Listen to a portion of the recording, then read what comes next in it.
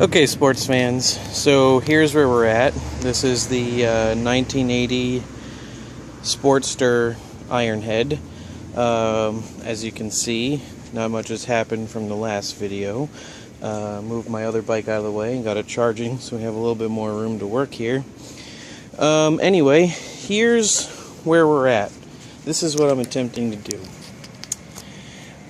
I got the bolts coming in from a Harley dealership to attach the rotor and the sprocket to the hub there. I'm attempting to figure out if I need the little rubber pieces that insert here. We believe they're called isolators. Having a hell of a time trying to find someone that has them in stock or even knows what they are. But I think we're on the right track. I got in touch with a guy from a Harley dealership in Missouri that I think understands what I'm talking about.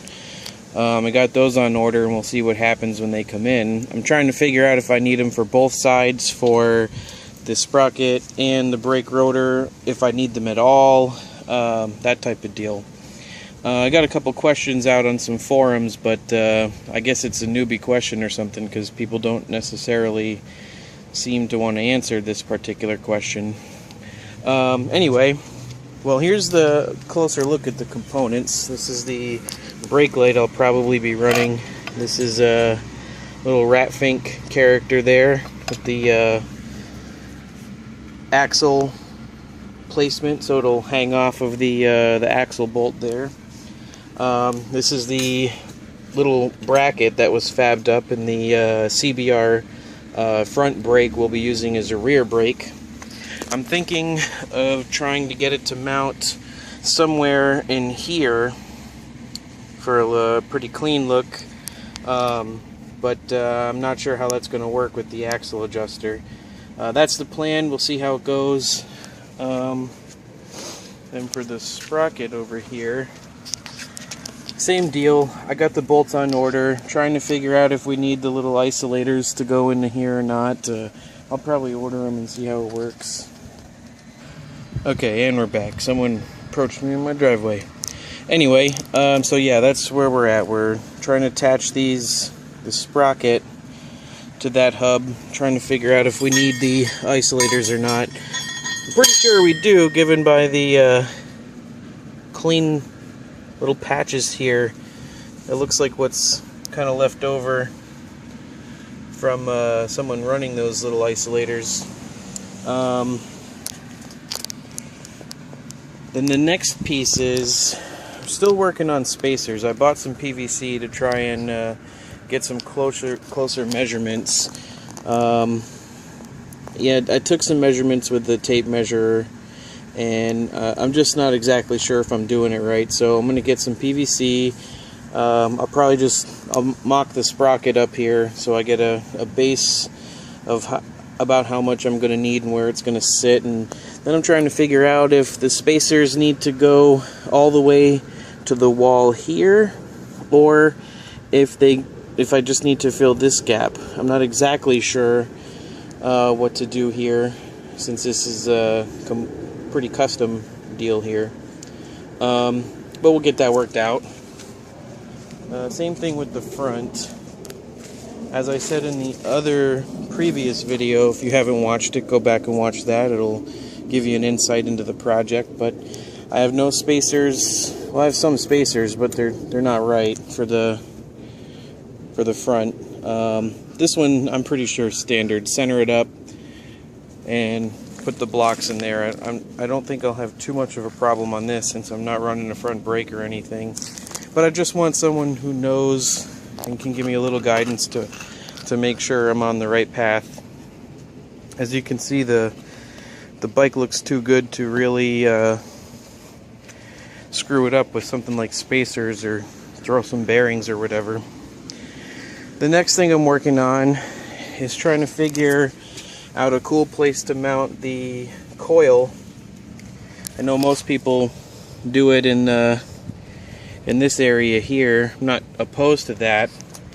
I would kind of like to keep it visible. I think it's the age of the coil is pretty cool. I'm pretty sure it's the original one. I like how it's kind of patinaed and old looking, you know, kind of what this bike's going for, a little bit of a retro throwback feel. I think it'll look pretty good there, you know, maybe, I don't know, kind of playing around with it. I don't know how much in this area here I can play with without causing any interference to the steering, so I might just steer away from there.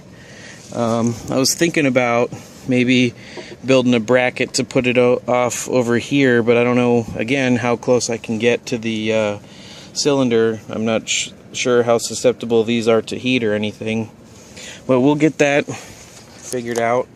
I'm also trying to figure out where I can find the caps, where you splice this after I figure out where I'm going to mount it. The caps that go into here I don't have, and Lowbrow Customs has them online, but they're sold out, and I haven't really been able to find the ones that are supposed to come with this, the ones that come with this wire kit anywhere else. I didn't really think they'd be that hard to find, but as I'm figuring out quickly with this project, nothing is as easy as typing Harley Ironhead 13-spoke wheel spacers. Pretty much everything on this looks like it's going to be research and homework and talking to parts people and all kinds of stuff like that. I'm not opposed to it, I just wasn't necessarily expecting it with a bike that's been around for a while, and there's a lot of these projects out there. Let's see. Oh yeah, I've been looking for the valve that goes under here forever. I've been to Lowe's, Home Depot, several bike shops. I just can't find the proper 90-degree fitting to go under there to fill this sucker up.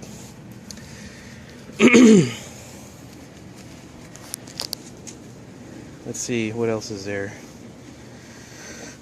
I think that's about it for now for the update. I'm going to try and look into try and figure out what's going on with this rear piece here. I'm working on some pieces for the battery box. I think I might use like a vintage lunchbox or something like that. I'm just kind of looking for something with either cool colors or cool graphic on it. I thought about trying to find like maybe a Harley Davidson one. You know, just kind of stick with the theme a little bit. But I'm not sure what I'm going to do there. The space looks pretty limited, and I don't want to interfere with the rear wheel at all. Yeah, I think that's about it. We got working on the spacers, the isolators, the coil, getting all this stuff mounted, getting this sucker to a roller, and then I'll probably bring it over to my friend's house that has the lift that came with it, or I might bring the lift over here. We'll see how that goes. I'm trying to get rid of this thing too, get me a little bit more space. Let's see, what else is there? I think that's it, just these couple little bolt-on pieces, and then I really want to get this thing rolling before I start with any of the other pieces. I'd also like to get that coil mounted and the seat working, and then we'll start dealing with the other tiny details. Anyway, I guess that's it for now, unless you guys want to... We'll walk around my Suzuki real quick, just to give a little peek of what's going on with it. This is the bike in the background of the original video, 1981 Suzuki GS750. Pretty much all stock. I bought it from a guy who was afraid it didn't run anymore. I think he had some leg problems, and he was, you know, kind of busy at work or something like that, and the bike sat for a couple of years, so he wanted to hawk it. I got it pretty much for a song, only paid $800 for it, $750, $800. I think it was $800 total, and then I bought the battery, so he took that out. So whatever $800 is minus the battery. Then what I did to it, we rebuilt the carburetors. All the stuff inside is new and clean. It's got a new petcock, All new spark plugs, new air filter inside of it. I'm working on a brake project to give this thing some brakes off of a ZG1000 in Kawasaki. It's a touring bike, pretty big, heavy bike. I got everything I need so far except the brackets to move the brake caliper out into the position it needs to be. I got some different forks that change the leading axle to an axle under, and it'll shorten this distance about 4 inches, so it'll kind of bring the front end of this down a little bit. Instead of looking like such a laid-back cruiser, it'll give it a little bit more of a standard flat feel. We'll see how I like that, and if I can even keep 2 of these bikes going at one time. As you can see, I've got the battery out of it because I've been messing around with this other bike so much that the battery died. I went to ride it today and just wouldn't crank over on me.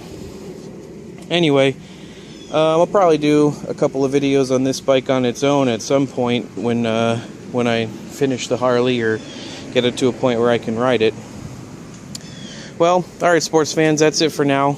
I'll make another video when I have something new to report, or if I run into any other questions. I'm going to make a build thread on Chop Cult for the Harley. If you got a membership over there or whatnot, you could probably follow it over there. My username is Distance. I'm sure you'll be able to find it. It'll probably be one of the latest build threads or something like that.